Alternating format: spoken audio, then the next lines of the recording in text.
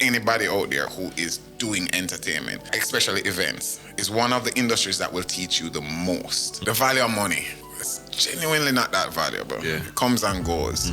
As in, money gonna get you to the freedom, as in it's a tool. But it's genuinely when you see yourself in a position and you're actively, continuously working towards that. Like life is like the brake, the clutch, and the gas. And you're genuinely like you're trying to figure out what you're supposed to be doing at the time. No matter what, the only way to get over this is to just keep on doing it. You need to make people see a vision. They need to understand why they're working, why it is that they need to show up. And also, they also need to be confident that you're going to show up in the way that you're supposed to show up for them. If you, as an entrepreneur, at some point in time, you're gonna need investment.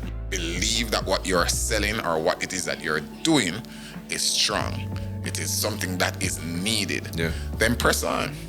Koined Insights, PJ Wright, take one. All right, PJ, well, go on. How you doing? Thanks for coming.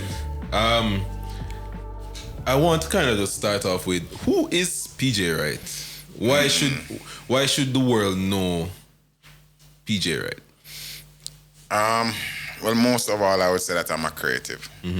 I am, in the true sense of it, somebody who just loves creating.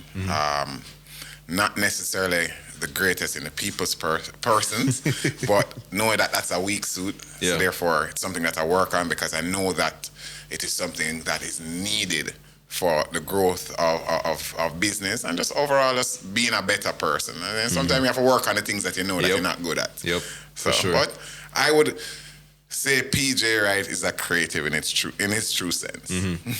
All right, so as PJ Wright, the creative, what would you say encompasses what you do on a, I won't even say daily basis, because like, I'm sure it changes from day to day. Yeah, but what, like on a weekly outlook overview, what does PJ Wright do?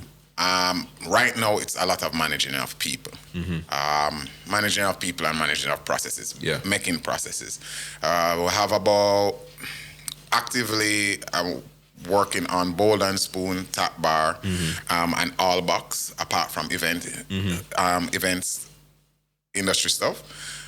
But those require a lot of people management. So, and putting in our processes to then get to step away and just actually have everything work together in harmony. Yeah.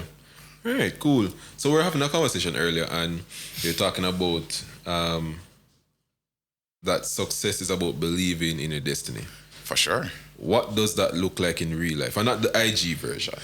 It's a lot of manifesting. As in, some people might be like, oh gosh, as in like speaking it into the universe, praying about it and those kind of, they don't believe it. But it's genuinely when you see yourself in a position and you're actively, continuously working towards that, you have to manifest it. As in like, that's what I see. I see myself, I see my legacy, I see my success, I see the people around me doing better. And those are the things that continuously motivate me. Is it easy? In no way whatsoever. I think that the brain power that it takes to manifest on a daily basis, sometimes you kind of start doubting yourself and you're like, oh, geez, I'm peace. As in like, are you really making the right decision? I always use this analogy. Like life is like the brake, the clutch, and the gas. And you're genuinely like, you're trying to figure out what you're supposed to be doing at the time. As in, you're supposed to be clutching it and just cruising, braking and just stopping because you're going in the wrong direction, or pressing gas and going full speed. So a lot of the decisions, you kind of use that and say, all right, am I doing the right thing towards what it is that you believe is like your future, making your future self proud. So, yeah, that's good. I remember, I think it was a few weeks ago, I was watching, I think it was The Observer had done an interview with you.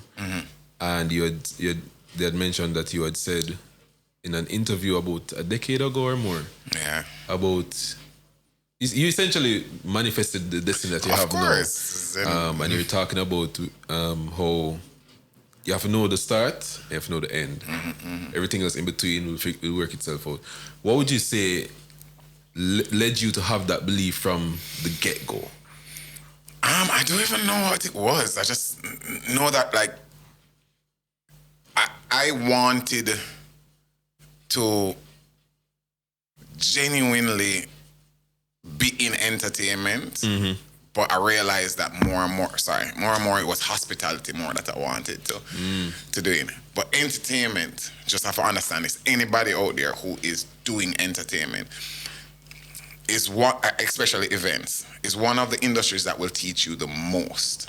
It's going to teach you how to write. It's going to bring you how to pitch. It's going to sell itself because you have to get sponsors on board. You have to get patrons. You're going to have to plan. You're going to have to plan with the authorities so that they know that they have confidence that you're going to do a good job. You have to negotiate with your suppliers to get things costs down. You have to work in having to do it timing for making sure that things will be on time, and you have to do your recon with your money, and if you have partners, understanding those relationships. If you go into events, what it will do is allow you to find what is your strong suit, because you're going to do every single thing. It's one of those things that you're going to have to lift up the barricades and set up the gate and still talk to the superintendent and let him know that you actually have your stuff in order and not going to go and create havoc. So that has been a win for me. Knowing exactly where I'm going to, that has just always been, I've always been very intentional on the dots that I'm connecting. I know my start, and I actually know where I'm going to end. And everything in between, I'm just kind of just connecting those dots. And even things like this, as in like no matter what it is, I've said to myself before the pandemic, once it's something that is an interview or once it is something that aligns with my goals, I'm not going to say no. It's just, as in, I hate public speaking, and I started getting into public speaking because of that. It was just one day I said to myself that no matter what, the only way to get over this is to just keep on doing it, and I'm just gonna get better at it. And I think I'm a little bit less awkward with it, but I'm still not there yet. All right, so we've been going back into the past a little bit. I want to go a little bit further. I don't want to dwell here too much. Talk to me about your upbringing and how that has helped shape how you got to that starting point. I think I would give my credit to my family overall. As in my mother is a creative. She's a jeweler by trade. My father is a businessman, entrepreneur who come from an entrepreneurial family. And my brother also is an entrepreneur. He is a little bit more on the opposite of me, having to do with, he's very, very structured, and he is definitely the numbers person. And I think the combination of having a unit that supported my creative and not kind of just say, hey, what you're doing is dumb every minute, it helped me to flourish in the areas that are my strong areas, and not necessarily have to worry about, boy, is this actually going to make sense? And also just simply having to continuously give the confidence to my partner, which is my brother, in a lot of what I do with entertainment. It made me end up having to convince him into doing it. So then going through the process of actually saying, okay, hey, this is doing what it's accomplishing what it needs to accomplish, and not just, okay, it's just an idea that we're gonna try to run with. And I think that helps overall, having that unit. They have supported, and they continue to support. I think they're kind of a little bit annoyed with me now, where it is that like just find something and just stick to it. Stay to it for a couple of years now, please. No, it's okay. I'm okay. They're all come together at once with absolute harmony, and I'm positive of that. All right. So you're essentially talking about like having a very solid foundation, and I assume that they helped build your belief system. What was one moment when your belief carried you further than any business plan could? I'd say right now, the belief in food and beverage, that it will work.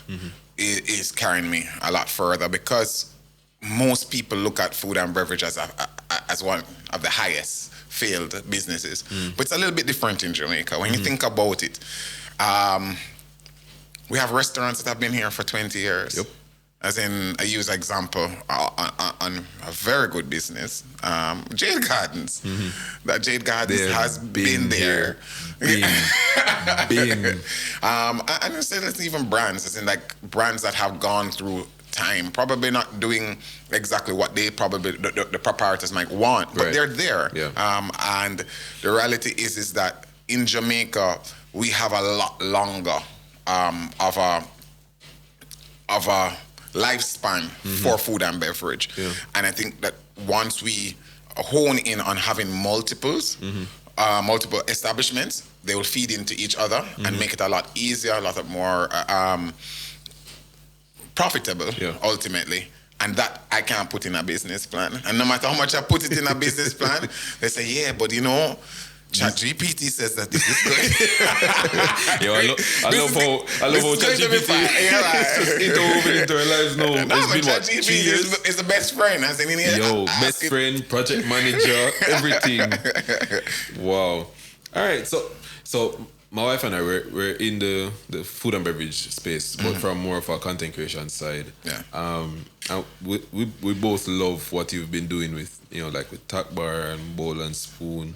Actually, my wife, she was also in event management at one point in time, so we do understand like where you're coming from with, yo, you do a little bit of everything. Yeah. Actually, sometimes you do. A lot of Right? What would you say is like one of the mindset what would be the mindset shift? No, I'm not even gonna start over. We're gonna keep it in. What's the mindset shift that took you from working in a business to building a brand that's bigger than just you? Just knowing that it has. If you want to build something that is bigger than you, then you have to bring people into it. Yeah. If you're doing it and it's you alone, then that's gonna just be you alone. You need to make people see a vision. They need to understand why they're working, why it is that they need to show up. And also, they also need to be confident that you're going to show up in the way that you're supposed to show up for them. For me, right now, a lot of my focus is on Bowl and Spoon. I am positive,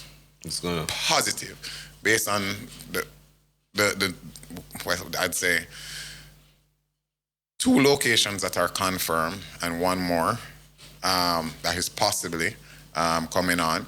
What that will be is a healthier option for Jamaicans around fast food. That's not fast food. Fastish food. It's quick food. Quick food, yeah. And Jamaicans are moving in the direction of being a lot more conscious of what we consume. For sure. It's not just about, oh yes, the fried chicken. As in fried chicken nice, patty nice. Friday. But as in, there's some that need to happen in between there. Right. And then also people are consuming more out now, as in not just going to the supermarket buying and food prepping.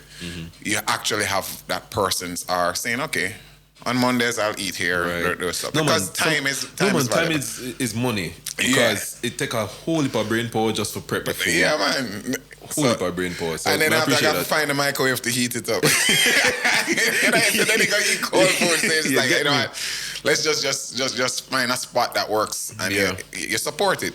We have some really, really loyal persons with Bowl and Spoon, and we are confident on what Bowl and Spoon will be doing. Yeah, that's good. What would you say is some of the invisible work that people don't really see, especially with like the success of like Tack Bar so far? So I know a lot of people see the what Tack Bar is now. So that's why I'm using that as a visual example. Yeah. But you're spending a lot of your time with Bowl and Spoon right now. So what is that? What is some of the invisible work that people don't get to see? The team. Genuinely, as I've said over and over and over.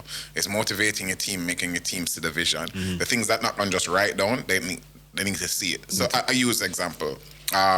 So when we took over, then bought Crew, it was very interesting. There's a culture that was already there because we had inherited staff, and it was very important that they understood who was taking over. As in, the owners before would have been a big group, which was CPJ, and they weren't necessarily there. They were managers that were there. I needed them to understand who they're now working for. Right. So a piece of paper wouldn't be on the ground and I not take it up. Even if I go up there to this day, I was there yesterday, and if I see a piece of paper on the ground, I'm taking it up. If I see a table that needs to clear, I'm clearing it. It's important that they know that the person that they work for wouldn't be okay with it. So therefore, instilling a little better culture. As in, I'm not saying that it's perfect. As in, like, it's continuously working at it. But understanding that our teams in Jamaica need constant motivation. They need constant reminders that they're working for something bigger than just a paycheck. Because then genuinely you can go and work and get a paycheck at places probably even higher. But sometimes it's about the culture. It's about what is the overall vision, and that they know that who they're working for. So behind the scenes, that's a lot of the quiet work that is happening, motivating the team and building them up. Quick shout out to the folks at iPrint Jamaica. They're the ones behind the bold, eye-catching billboards you've been seeing across the island for the pod. They're all about trust, service, and impact, and they help brands show up exactly where it matters. If you're ready to level up your next campaign, just click the link in our description or head on to iprintgroupjamaica.com and let their team bring your vision to life. The Koined Insights podcast is produced by Koined Digital, our in-house team of creatives, strategists, and storytellers. We don't just create content, we build brand ecosystems, podcasts, and campaigns that drive real engagement. If you want to produce something like this, or better, tap the link in the description to book a discovery call, and let's build something together. This episode is brought to you by Rock Hotel Kingston, the heartbeat of downtown.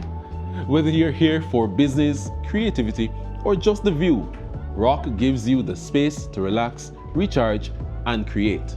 Think rooftop energy, city culture, and unmatched vibes. Ready to experience it for yourself? Book your next getaway online. Take a second to subscribe and share this episode with someone who's ready to level up. It helps more than you know and lets the algorithm know that these conversations matter to you. So, talking about culture, I want to dive a little bit deeper. What is the importance? Why is it important to build, for you specifically as the entrepreneur, to build the culture in your team, in your business, and what kind of culture should we as entrepreneurs look to be building as well? Very good question. I think that, let me start with the last part. I think everybody have to figure out that part on their own, having to do with what kind of culture you want for your business. I can't help with that part. But I'll tell you the importance of it. The importance of it is that every business, any way you look at it, it feels like a little family. And with families, you're going to have issues. You're not going to always agree, but you're going to always have love. You always lead with love, and you understand that, boy, we need to work through it. And once you work through it, then mission accomplished. So that's a culture that I believe. We don't get it perfect. There's several things that, if you talk to persons that are on my direct management team or even just the staffing complement, they'll be like, boy, we're not getting it right. But the truth from my side is that we're constantly working towards something. And then sometimes you have to know that there are people who will mess up your culture. And I think that's one of the things in Jamaica where, because we have the informal culture, that informal culture in Jamaica, it kills business. So somebody, an employee doesn't understand that them letting the business know that somebody is doing bad for the business is not them informing, that is them protecting the business. And the reality is that you end up having to do a lot of blanket disciplinary actions to help to build the culture, which to me, I don't like doing that. I don't think that disciplinary actions are what build culture. As in, people should do the right things because they know it's it's the right thing, not because they're going to be penalized. And that's a culture that I believe that we have to try to build up as Jamaicans a little bit more, because of just the fact that we have the informal culture, and just know that, boy, when you do right, it's not because you're going to get rewarded. It's just because that's the natural thing to do. The wrong part of stuff are what need to be, like, we need to get people out of the system. So I've been trying. Food and beverage in Jamaica is a very interesting, I think, you're in it as well. So one of the things that affect us in Jamaica is that our staffing complement that goes into food and beverage, they're coming into food and beverage, a lot of them at zero. They're unemployable otherwise. And what we as entrepreneurs, restaurateurs are doing are literally giving people their first option. The job that they're going to go and say, hey, I have worked here. I know what the principles of business are working in a business are, and I am able to go and take a next step. I don't think people understand the opportunity of that first job. That's the part that when you go, you get a 1-year experience. That's what food and beverage is. But it's also a struggle for us as entrepreneurs, because people expect a certain level of service. A certain level of hospitality. But it's very hard to do that when you have an influx of persons who are just starting out. Exactly. It's very difficult. So yes, you have places like Heart, but genuinely, I think that there's an overall shift that is needed with us having to do with just understanding what hospitality and service is and raising it. It's not about, oh boy, if I'm going to get a tip or anything like that. If you're entering into this market, it's a market for you to showcase who you are, because you can move from a server to a hotel manager.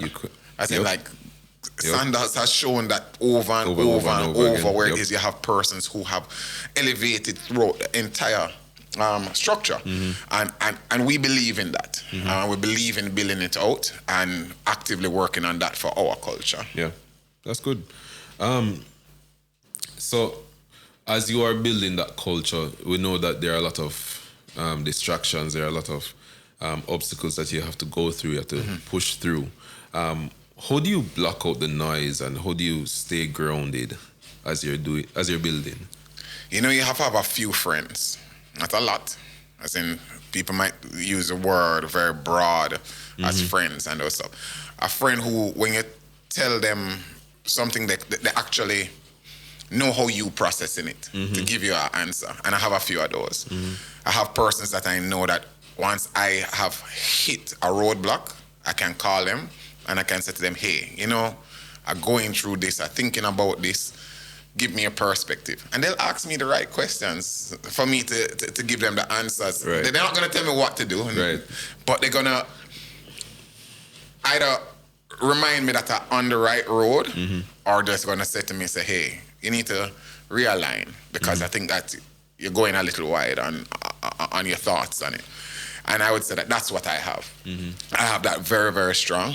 And they know me pretty well. And they know when I'm telling them a story to get an answer, I'm be like, no, man, but give me the real reason why you're asking this. So they dig deep in it. So that's it for me. Digging deep. And that really actually just speaks to having a community, the people that are around you that keep you grounded. So that's foundational stuff. So we know we want to start to elevate ourselves a little bit more. So we want to help businesses, entrepreneurs in Jamaica and in the region as well, with shifting their mindsets to start thinking about legacy, not just make our money here, not just doing enough to survive, not just having this one business that's going to sustain me. We want to start thriving. We want to start, building empires. We want to start, as Black people, be able to have wealth. For sure. What kind of legacy are you building?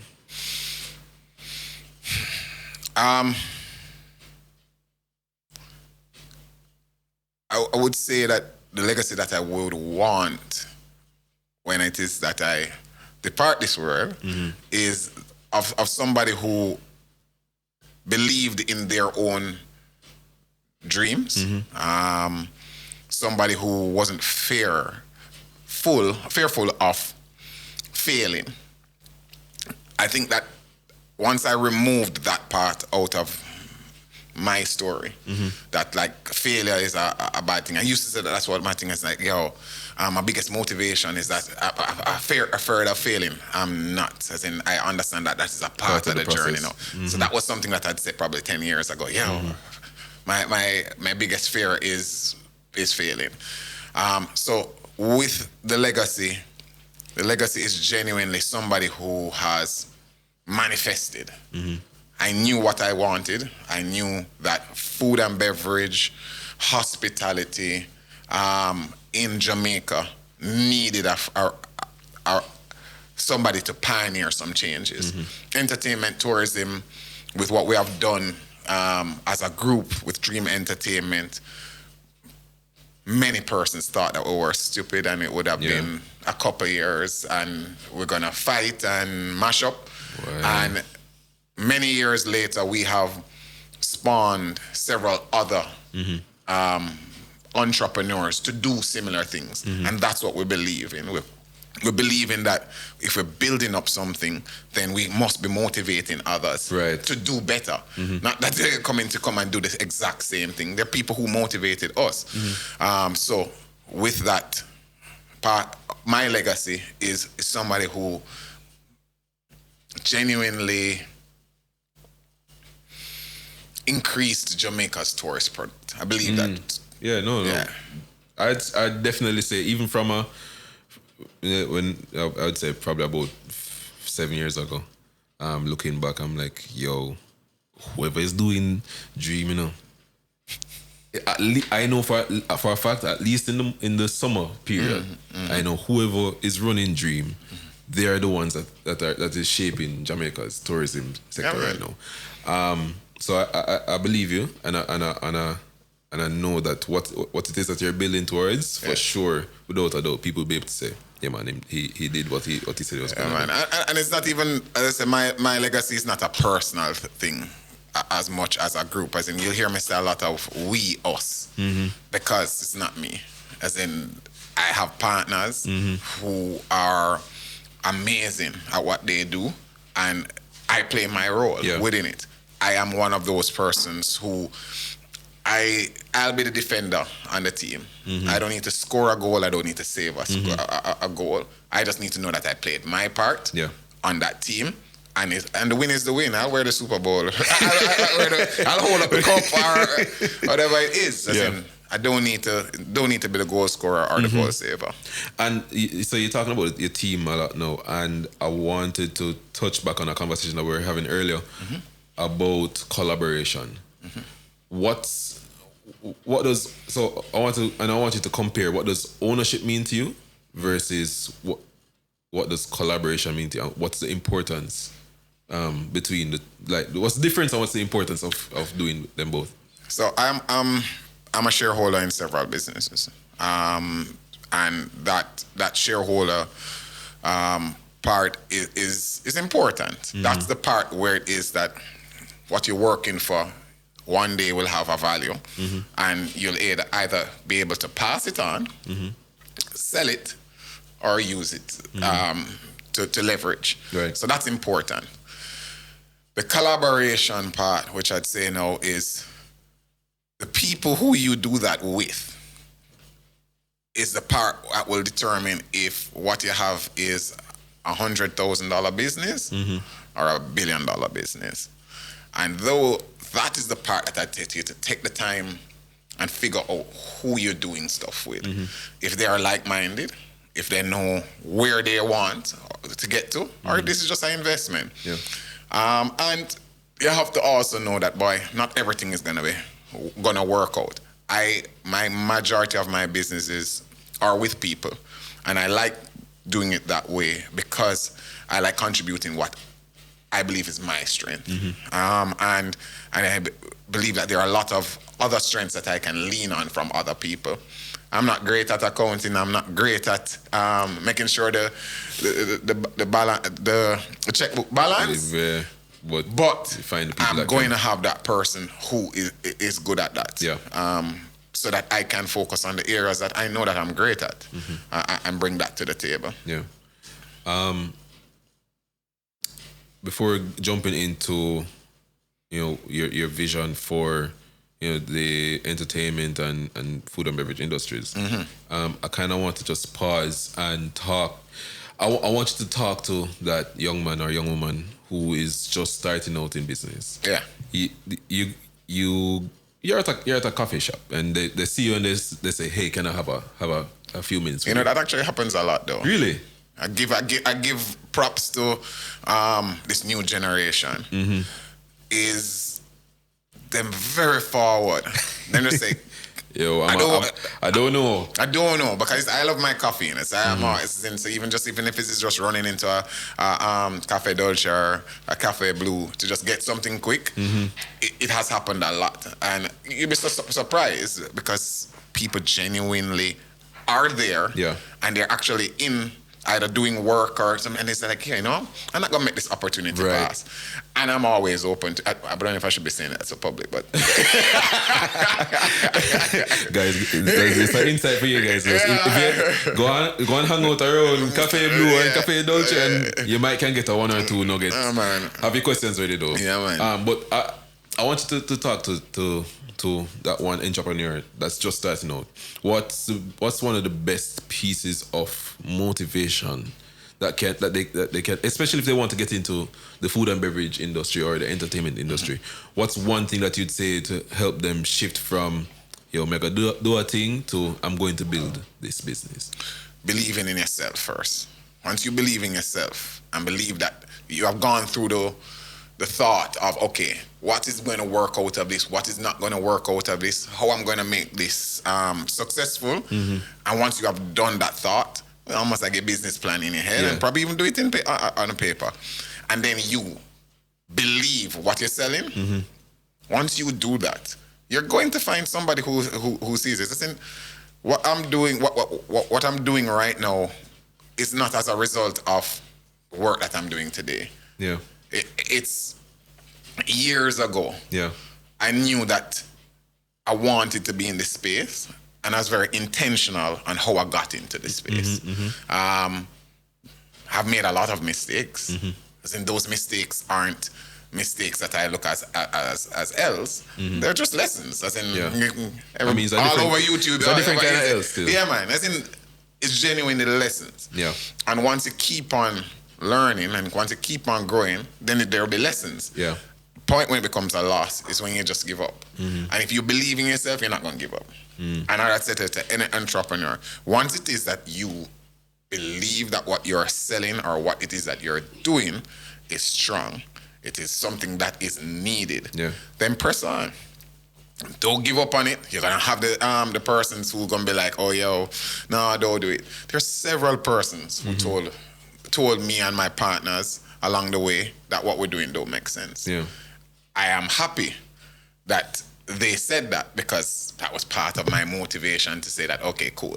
Probably majority of people don't see it this way. So therefore, I need to make sure that I package it in a way for the naysayers. Right. Because if it is that everybody thinks it's going to work, then everybody else is going to do it. Yep. So I need to make sure that it's packaged in a way to say, okay, I know you have this reservation, but here it goes. Because if you, as an entrepreneur, at some point in time, you're going to need investment. And your investment is either going to come from family, it's going to come from friends, people who see what you're doing as good, or from an institution. Right. You have to convince them. Yeah. If you don't convince them, then therefore you're going to be only stuck with what you can do from your pockets. And what you can do from your pockets is going to always limit you. So it's your community that you're going to have to lean on to then accomplish the growth. Yeah. So, yeah. That's good. All right. I want to jump back into the entertainment sector and the food and beverage sector. Yeah. Before Camp Porty. Yeah. I think it's a brilliant idea. I think so too. It was. I wasn't able to go. Usually I'd be working in those different areas. A friend of mine was able to go, and he was like, "Yo, the execution, top tier." So, and then from what I was seeing from an outsider looking at the digital presence, The FOMO was real, wasn't it? Cheese and peas. That was intentional. That was very intentional. yo, I'm not gonna lie, the marketing was really well executed. Yeah, it was man. really well executed. What was the inspiration behind that, and what was the journey like getting from the thought, the idea to executing it over the All right, past few so weeks? this has been,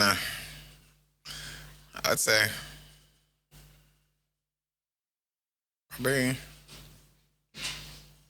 12, 15 years. Really?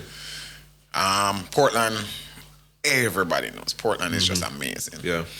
But Portland is, all right, so let me start off by this. Once you travel, once you go on a plane or you go by sea and you go to anywhere else apart from Jamaica, and you say that you're Jamaican, the right away response is, oh my gosh, I love Jamaica. I would Yeah. love to go.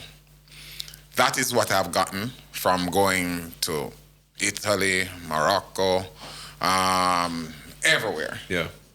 People want to come to Jamaica. If you give them a reason to come to Jamaica, then therefore they'll find a friend Yep. to come, or they'll find a partner and they'll come and they'll experience it. And Camp Porty was the answer to where I believe the shift is going to be in the next 10 years. Okay. Wellness tourism, wellness market is growing, and it's growing rapidly.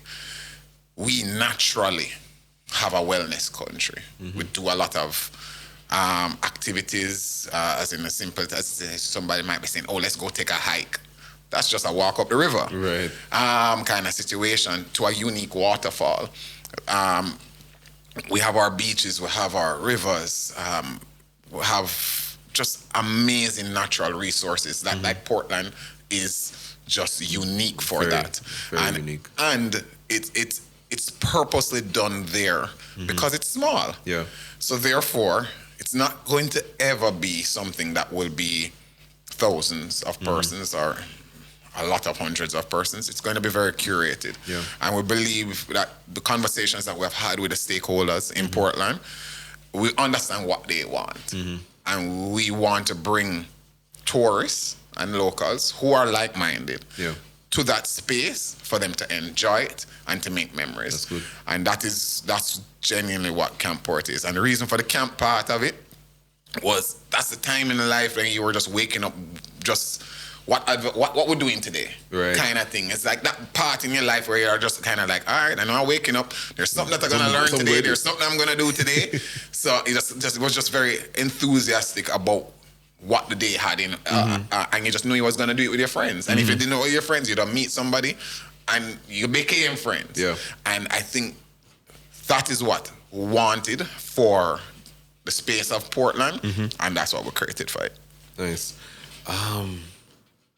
I really like that, and I'm kind of interested to know what as someone who's been in the industry for quite some time, and you've essentially helped to define what the industry looks like, and what do you think? So you started to touch on it with the wellness tourism. What do you think the trajectory of the industry is going to be in the next 10 years, thereabout?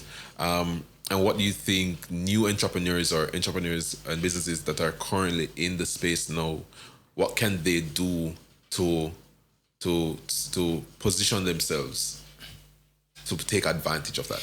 Well, entertainment tourism is we see that entertainment tourism has benefited Jamaica. We see it with Sumfest. We see it with Freedom Street the other day, where Kingston was at its capacity. We even saw where just most recent, our Carnival, one of the shareholders in Exodus Carnival and founders of it. And what we have seen is a total shift on the way how people want to experience. I said maybe, I wouldn't even just say it after COVID. It was happening before, where it is that people wanted to experience things. Yeah. And they wanted to experience things with friends, and they also wanted to document it. Right. So with those things, if you create more aesthetically pleasing but authentic Jamaican experiences anywhere around Jamaica, people will come. Yeah. We see where it is that Calabash is now at its highest point. Some people thinking like, oh, whoa, the Calabash just started the other day. Calabash has been going on, and it has just taken its time, but it has gotten the right eyes. Right. It has gotten, and it has been authentic. Yeah. So with that, more of these experiences that we create and we curate them is what will have persons coming to our shores, and will have us doing what we do very well, which is hosting people, giving them that real Jamaican love and make them feel the warmth of what our people are. And once people get that, they'll keep on coming back. I think we have seen it with Carnival, we have seen it with Dream Weekend. We have persons who have come for 6 years consecutively. And these are not teenagers kind of things. No. These are older women and men who have their good jobs, Yeah. and this is their vacation. This is where they're coming for. Yeah. Yeah. So we have to be a lot more intentional on what we're selling. I didn't ask you the same question, but for the food and beverage industry, what would you say would be a great way for businesses to take advantage for the vision that you see is going to shape? We have to Jamaica's food and elevate our beverage? product. Our product needs to be elevated. I hate hearing when somebody says this feel like foreign. Yeah. What that mean? We just need to elevate our products. Our product needs to be thought out. Not as much, okay, hey, I can cook some chicken, so therefore I'm gonna just Open open up a a cook place where I gotta cook some chicken. You see how more intentional you can be about your product. One of my very good friends, and Damien from Chicken and Things, as in our friendship blossomed out of just genuinely just thinking alike. Yeah. And we feed off of each other. He's somebody that can bounce off some things, and I'm like, nah, man, you know, I think about it right, man. Believe in yourself. That's come out of that thought, kind of thing. And what I've seen that he has built and how he has built it has been very intentional. Yeah. I said, and where he started, I don't think, well, I know that he knows that where it's going now. Right. But I don't think that in the beginning it was done as an opportunity. But where we are now, persons who are going into it, I would say, not just look at the opportunity. Plot out where you want to go with it, because the trajectory of food and beverage is that people will consume your product very quickly and they leave it alone very quickly if it doesn't meet their expectations. We have seen it with other businesses. So, yeah, that's good. All right. I think we wind down a bit now. Trying to wrap up. Yes, you basically linked a while ago the setting chart where you want to be. So know where you're at now, and knowing where you want to be, and then figuring out the in between. Also understanding that in between might be good and bad. You have to take it. You have to take it as it goes. Yeah, man. Yeah, man. To anybody who feels stuck right now. Yeah. I know you're probably going to say no. You have to really have to stick to it. Stick to what the plan that you have. But what would you say to the person that is stuck in their purpose right now?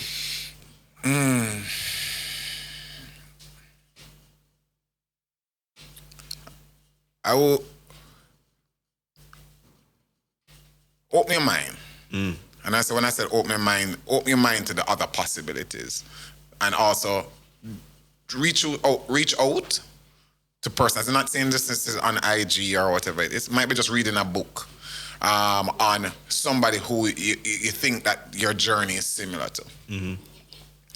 By opening your mind to that, that means that you will either decide that you're actually on the right trajectory and continue, or you might realize that you just need to do a little bit of a pivot. Yeah.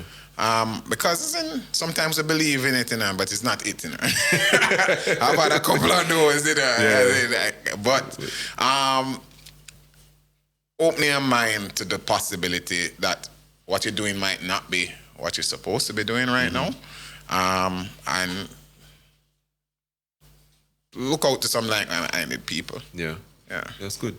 You start to talk about the change in based on you read a book or different resources that you may have. What would be one investment that you've said has benefited your life greatly? And it doesn't have to be financial. I can give you two. Sure. Cheese and peas. So, my wife. Same. I think. Which I should have. What should I? Yeah. The reason why I said that, I think that you have to have somebody who motivates you. And see you at your lows. And know that your true potential, and kind of put that little fire on you sometime, and you also have to have something to work towards. Yeah. And then also, I would say just myself. Knowing the weak areas that I have, and actually accepting them and trying to make them better. Yeah. And I think that if we are honest with ourselves, we will realize that, okay, we can be better. There are things there's several things that I would love to change about myself. One of them for recent got more onto the health part of things. Realizing life's sweet. Yeah. You have to figure out how you're going to invest in your future. And they say it over and over, if you don't invest in your health, what end up happening is just gonna be spending it. Yeah, that's true. And on the medicine and stuff. So I haven't figured it all out, but I think I'm on a path of getting where I want to be. So. Yeah, that's good. And then final question for you. What is one belief you held 5 years ago that you don't necessarily hold on to right now? Oh, the value of money. Not that valuable. Talk to me more about that. It's genuinely not that valuable. Yeah. It comes and goes. As in, money gonna get you to the freedom. As in, it's a tool. Yeah. And understanding it now, that it is a tool that you should use to get to where it gives you genuine happiness.